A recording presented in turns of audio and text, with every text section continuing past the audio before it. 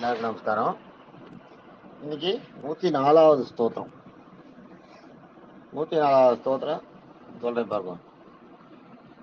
ஊர்வ ஸ்வஸ்தர்ஸ்தார சவிதா பிரபிதாமக. பிரபிதான்றது வந்து பாட்டனார்கள் எப்படி வச்சுக்கணும் சொல்றேன் நான். பிரபிதா பிதான்னா அப்பா, பிற்பிதான்னா தாத்தா, பிரபிதான்னா தாத்தாக்கள், அதுக்கு முன்னாடி அப்படி பிரபிதாமக. யஜ்ஞோ யஜ்ஞ பதிர் யஜ்ஞா யஜ்ஞாங்கோ யஜ்ஞவாகனக. இது சோத்திரம் 104 அப்படின்னு சொல்ற கேட்டுங்க. பூர்வ ஸ்வஸ்த பூர்வ ஸ்வஸ்த ரிஸ்தார சவிதா பிரபிதாமக. யஜ்ஞோ யஜ்ஞ பதிர் யஜ்ஞா யஜ்ஞா யஜ்ஞாங்கோ யஜ்ஞவாகனக. சொல்லும்போது எப்படி சொல்லணும்னா, பூர்வ ஸ்வஸ்த ரிஸ்தார சவிதா பிரபிதாமக யஜ்ஞோ யஜ்ஞ பதிர் யஜ்ஞா யஜ்ஞாங்கோ யஜ்ஞவாகனக அவர் சொல்லணும். சொல்லும்போது பூர்வ ஸ்வஸ்த ரிஸ்தார சவிதா பிரபிதாமக யஜ்ஞோ யஜ்ஞ பதிர் யஜ்ஞா யஜ்ஞாங்கோ யஜ்ஞவாகனக அவர் சொல்லணும். சொல்லும்போது இப்ப இதுக்கு அர்த்தத்தை பார்ப்போம்.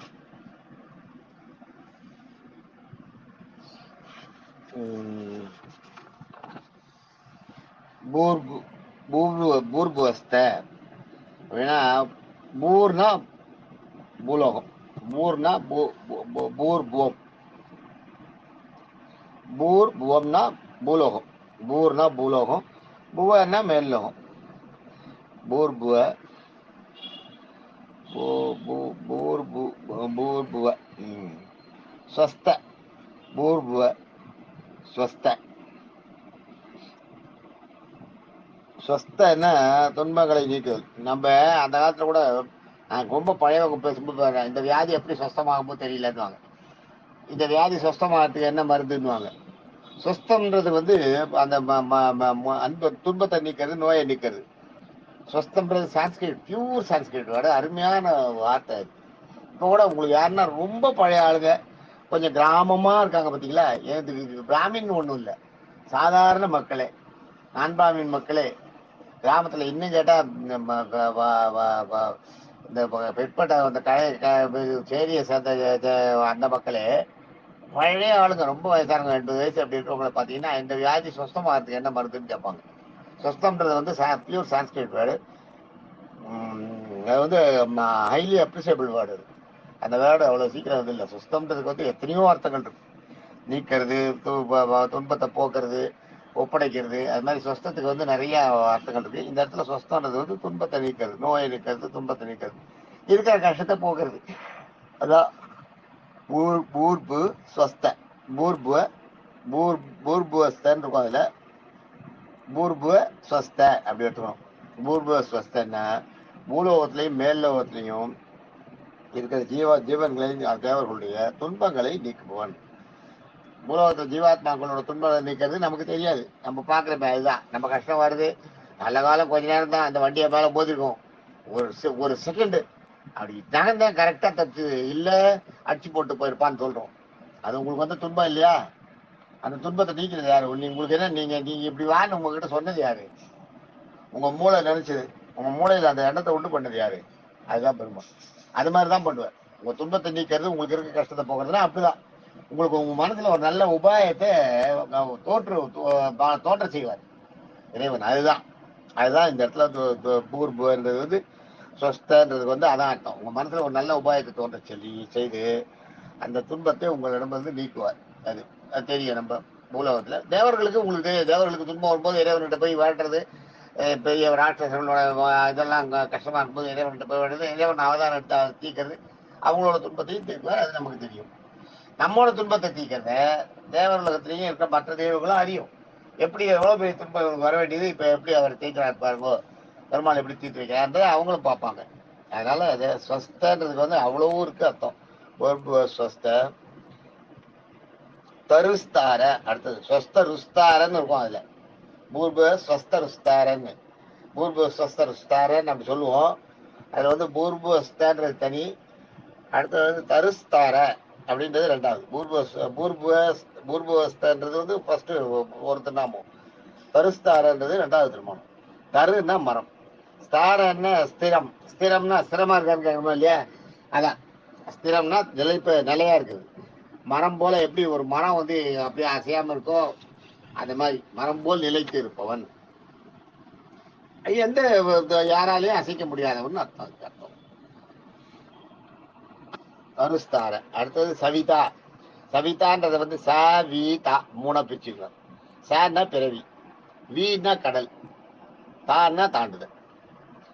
இப்ப உங்களுக்கு இதை சேர்த்தீங்கன்னா உங்களுக்கு அர்த்தம் வந்துடும். சவிதான்னா பிறவி கடலை தாண்ட உதவி செய்பவன் அர்த்தம். சவிதா, சவிதான்னா பிறவி கடலை தாண்ட உதவி செய்பவன். தான்னா ஜம்ப் பண்றது, தாண்டது.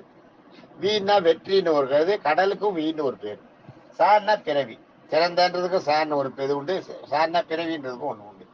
சவிதான்னா இந்த இடத்துல பிறவி கடலை தாண்ட உதவி செய்பவன் அர்த்தம். அடுத்தது பிரபிதாமக. பிரபிதாமக, பிரபிதா அது வச்சுங்க. மகன்றது வந்து பிள்ளைன்றது சொல்லுவோம், அது வேற. பிரபிதா மக அது வேற. பிரபிதான்றது என்னன்னா பிதான்னா அப்பா, பிற்பிதான்னா தாத்தா. பிரபிதான்னா அதுக்கு முன்னாடி இருக்கிற பாட்டனார்கள். அப்பா தாத்தா அதுக்கு முன்னாடி இருக்கிற பாட்டனார்கள். நீங்க அதை லைனா சொல்லிட்டு போக முடியாது. எள்ளு தாத்தா கொள்ளு தாத்தான்னு சொல்ல முடியாது. அது நம்ம எள்ளு தாத்தா கொள்ளு தாத்தாலாம் நம்ம தான் சொல்லிக்கிறோம். ஆனா சான்ஸ்கிரிட்ல மனு தர்மத்துல என்ன சொல்லிக்கிறேன்னா பிதா.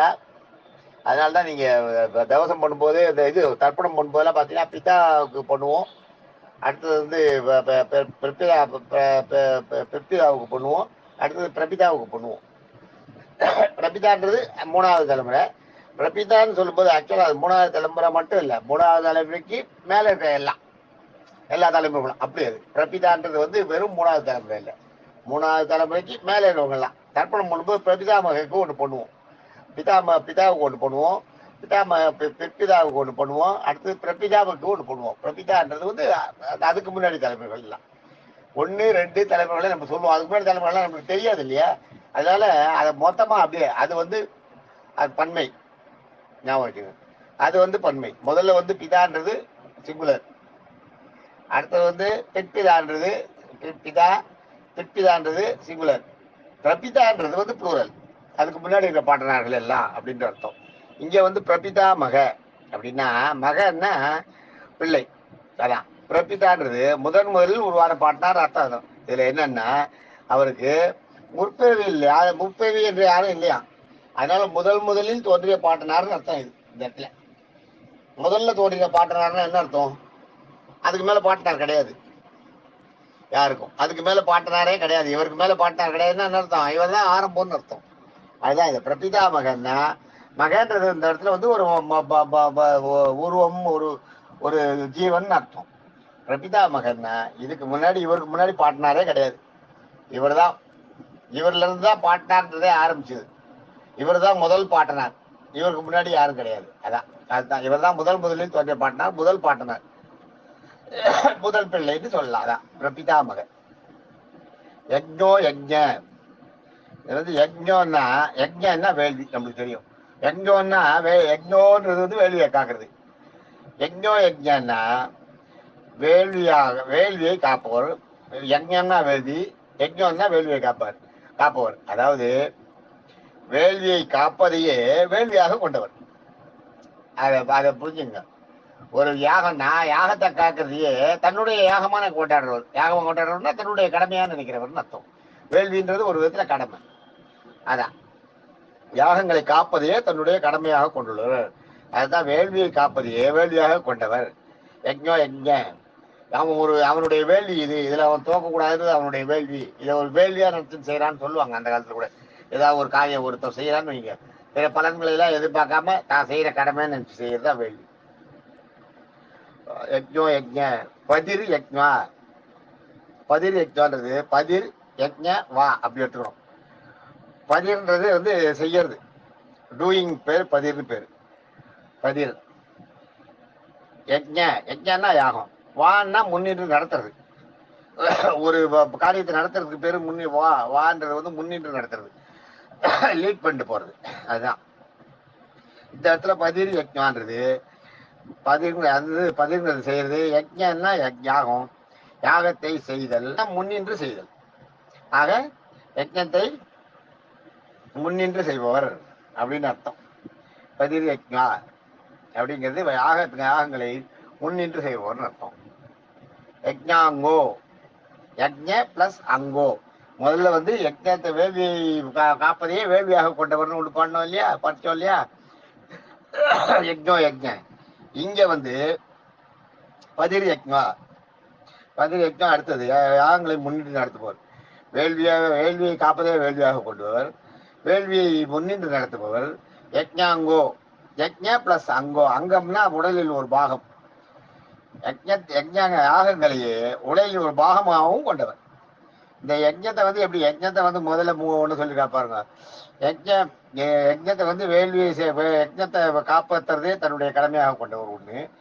அடுத்தது வந்து யஜ்ஞத்தை முன்னின்று நடத்துபவர் ஒண்ணு. அடுத்தது யஜ்ஞாங்கோன்றது யஜ்ஞத்தையே அங்கமாக கொண்டவர். அடுத்தது யஜ்ஞவாகனகா. யஜ்ஞன்னா யாகம் தெரியும், வான்னா எடை, ஹன்னா அழுத்துதல், நன்னா செயல். யஜ்ஞவாகன, யஜ்ஞ வா ஹ ந அப்படி பிரிச்சுக்கணும். யஜ்ஞவாகன, யஜ்ஞன்னா யாகம், வான்னா எடை வெயிட்டு, ஹன்னா அழுத்துறது, நன்னா செய்யறது. ஆக யாகத்தால் ஏற்படக்கூடிய யாகங்களை நடத்தும் போது அதன் அழுத்தத்தை தாங்குபவர், அதாவது வீரியத்தை, யாகத்தோட வீரியத்தை தாங்குபவர்.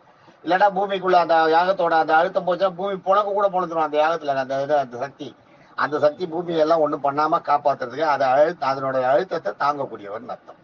அதான் யஜ்ஞவாகனகா. இந்த இந்த இந்த இது வந்து நிறைய விஷயங்கள் இருக்கு இந்த இதுல. யஜ்ஞத்தை பத்தி எப்படி சொல்லிட்டாங்க பாருங்க. யஜ்ஞத்தை காப்பாற்றுறதே வேள்வியாக கொண்டவர். அடுத்தது வந்து யஜ்ஞத்தை முன்னின்று நடத்துவர். அடுத்தது யஜ்ஞத்தை அங்கமாக கொண்டவர். அதுக்கு அடுத்தது யஜ்ஞத்தோட அழுத்தத்தை தாங்குபவர்.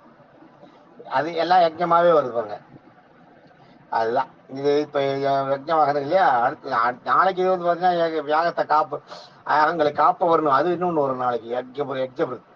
முதல்ல வந்து யாகத்தை நடத்துவதே கடமையாக கொண்டவர், யாகங்களை காப்பதையே கடமையாக கொண்டவர், யாகத்தை காப்பவர்னு இன்னொன்று அடுத்தது அந்த பேர் வரும். அடுத்த நாளைக்கு இதுல வரும். ஆக இன்னைக்கு வந்து நம்ம என்ன 104வது ஸ்தோத்திரத்துல என்னென்ன பார்த்துருக்கோம். நேற்றுக்கு வந்து 968 வரைக்கும் பார்த்தோமா. இன்னைக்கு வந்து 969 பூர்புவஸ்த, 970 தருஸ்தார, 169 பூர்புவஸ்த, 970 தருஸ்தார, 971 சவிதா, 972 பிரபிதா, 970 பிரபிதாமக, 972 பிரபிதாமக, 973 யஜ்ஞோ யஜ்ஞ, 974 பதிர் யஜ்ஞா, 975 யஜ்ஞாங்கோ, 976 யஜ்ஞவாகனகா. இப்ப நம்ம என்ன பண்ணிருக்கோம், 969 இருந்து 976 வரைக்கும். 6னா 7, 969 7 8 1 2 2 4 5 6 7 8. ஆமா, இன்னைக்கு 8 திருநாமங்கள் நம்ம பார்த்துருக்கோம். 104வது ஸ்தோத்திரத்துல 8 திருநாமங்கள் பார்த்துருக்கோம். தேங்க்யூ.